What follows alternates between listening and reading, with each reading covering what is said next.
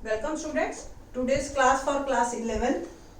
Topic चल रहा है हमारा सेट्स और 1.4 एक्सरसाइज पे हम बात कर रहे हैं। इससे प्रीवियस वीडियो में हमने यूनियन बताया था, इंटरसेक्शन बताया है बच्चों को, और इस पे बेस्ड क्वेश्चन ये ऑपरेशन के बारे में इन वेन डायग्राम आल्सो। अब हम बात करेंगे इनकी प्रॉपर्टीज के बारे में। फर्स्ट का फिफ्थ पार्ट मैंने जो करवाया था क्वेश्चन, उसमें मैंने बताया था कि अब प्रॉपर्टीज का आपका जो है इंट्रोडक्शन हो जाना चाहिए। तो अभी हम प्रॉपर्टीज के बारे में बताते हैं कि यूनियन की प्रॉपर्टीज क्या है और सेम इंटरसेक्शन की प्रॉपर्टीज क्या है, और फिर उसको हम यूज करेंगे अपने क्वेश्चन में। तो थोड़ा सा प्रॉपर्टीज एक्चुअली क्या होती है, प्रॉपर्टीज से बच्चे की इंटेलिजेंसी पे काफी फर्क पड़ता है। देखो, यूनियन इंटरसेक्शन सबको पता है, बट कौन प्रॉपर्टीज यूज करता है तो उसकी हेल्प से क्वेश्चन को जल्दी करता है।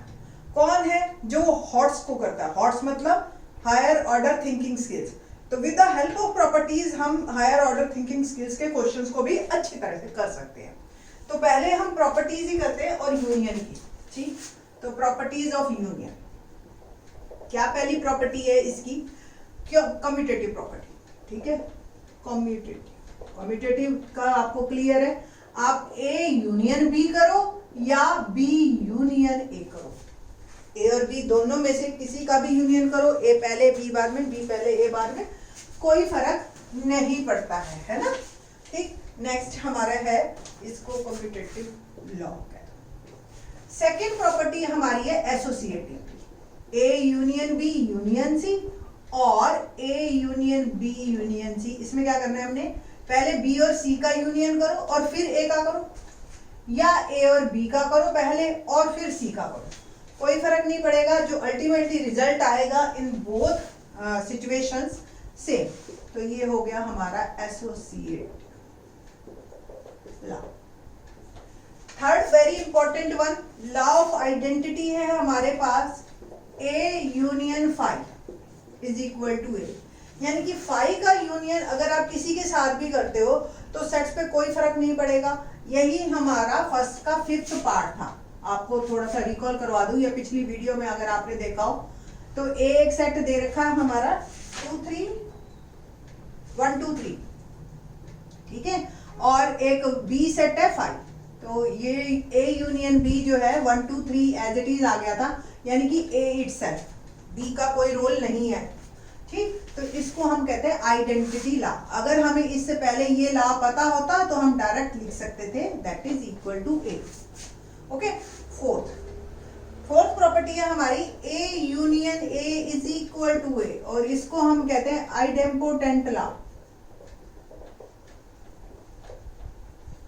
ठीक है, आइडेम्पोटेंट लॉ क्या है कि अगर कोई सेट का अपने ही सेट के साथ यूनियन, आपको पता है रिपीटेड लेने नहीं, तो वही पूरा सेट आएगा, that is called idempotent law. And fifth one is universal set के साथ अगर आप ए लेते हो तो यूनिवर्सल सेट ही आएगा। तो ये है law of universal set, law of. Okay, तो ये जो है आपका पांचों ऑपरेशंस है, बहुत ही कॉमन है। आप देख के कहोगे ओह ये तो सिंपल सी बात है। तो ये जो है ना आपके यूज में बहुत आएंगी और डायरेक्ट भी आप कर सकते हैं। नेक्स्ट हमने लेने इंटरसेक्शन की प्रॉपर्टीज। इंटरसेक्शन की प्रॉपर्टीज में इसके साथ साथ ही लिख रही हूं, रीजन बीइंग जो आपके पास इसके साथ साथ इसलिए कि ये साथ साथ एक साथ आपको अच्छी तरह से याद भी हो जाएंगे। तो सेम प्रॉपर्टी इंटरसेक्शन में पहली प्रॉपर्टी कम्यूटेटिव प्रॉपर्टी को ये होल्ड करता है हमारा इंटरसेक्शन। तो ए इंटरसेक्शन बी करो और बी इंटरसेक्शन ए करो, बोथ आर सेम। ठीक है, सिमिलरली सेकेंड प्रॉपर्टी को भी ये होल्ड करता है, A intersection B intersection C और A intersection B intersection C. B और सी का इंटरसेक्शन लेके ए का करो, या ए और बी का इंटरसेक्शन लेके सी का करो, उससे कोई फर्क नहीं पड़ेगा आपके एंड रिजल्ट पे। ठीक है, सिमिलरली फाई के साथ अगर आप ए का इंटरसेक्शन करते हो तो क्या होगा?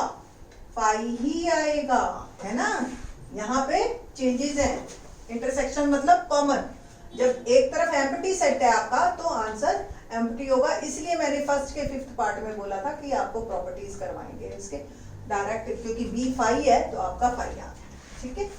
फोर्थ जो है क्या, A intersection A is A, idempotent law आ गया आपका, ठीक है। लॉ ऑफ, इसको लॉ ऑफ फाई कह देते हैं हम, जैसे ये वाला था यूनिवर्स का, ऐसे लॉ ऑफ फाई, फाई के साथ सबका फाई। ओके, तो फिफ्थ क्या है हमारे पास, ए। इसके बाद एक डिस्ट्रीब्यूटिव प्रॉपर्टी और है हमारी, एक बार को इसी में ही यू का भी लॉ बता देती हूँ मैं आपको। ए इंटरसेक्शन यूनिवर्सल, जैसे सपोज अब ये यूनिवर्स है, ये ए है, तो इंटरसेक्शन क्या होगा, ए ही आएगा, है ना, यूनिवर्स में तो सारे ही हैं, तो ये ए, इसको लॉ ऑफ यू भी कहते हैं। एक और हम करेंगे अब दोनों की मिलके, यूनियन एंड इंटरसेक्शन की, इसको हम कहते हैं डिस्ट्रीब्यूटिव लॉ, डिस्ट्रीब्यूटिव लॉ। तो A union B intersection C, ठीक है।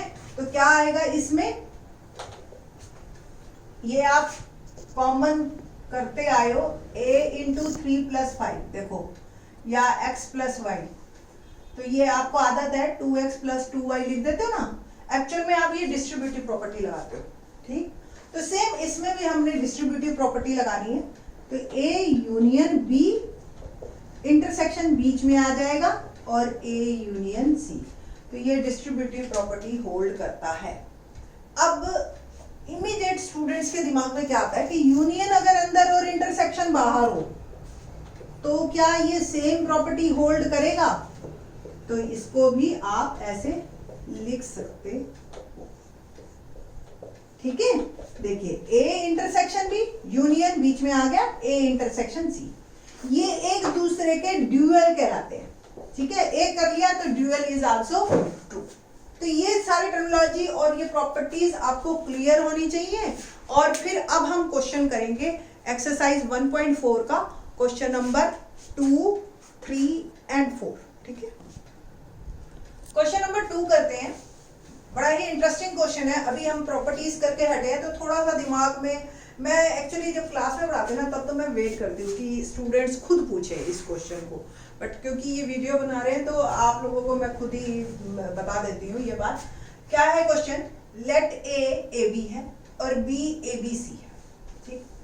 कहता है पहला question, is A subset of B, तो थोड़ा सा रिकॉल करिए आप 1.3 एक्सरसाइज का, जिसमें हम सबसेट्स के बारे में बात करते हैं। तो ए सबसेट बी कब कहलाता है, जब ए के सारे एलिमेंट बी में हो, तो इट मींस ए के सारे एलिमेंट है ना बी में, तो yes it is, A is subset of B. फिर what is A union B, अभी तो हम ए यूनियन बी निकाल रहे हैं, फिर इसके बाद बात करेंगे ए प्रॉपर्टी के बारे में। तो ए यूनियन बी का मतलब ए के सारे एलिमेंट और बी के भी वो रिपीट वाले कट कर दीजिए सी, ऐसे ही सोचते हैं ना अभी तक हम, ए बी सी। ध्यान से देखो बी ही पूरा आ गया, और कॉमन सेंस अगर लगाओ या वेन डायग्राम में अगर हम देखें, ये ए है और ये B, A B, A subset B, पहले Venn diagram A subset B का देखते हैं। बी के अंदर पूरा ए है, तो इट मींस ये आपका ए है और ये आपका बी है और ये सी एक्स्ट्रा है ना।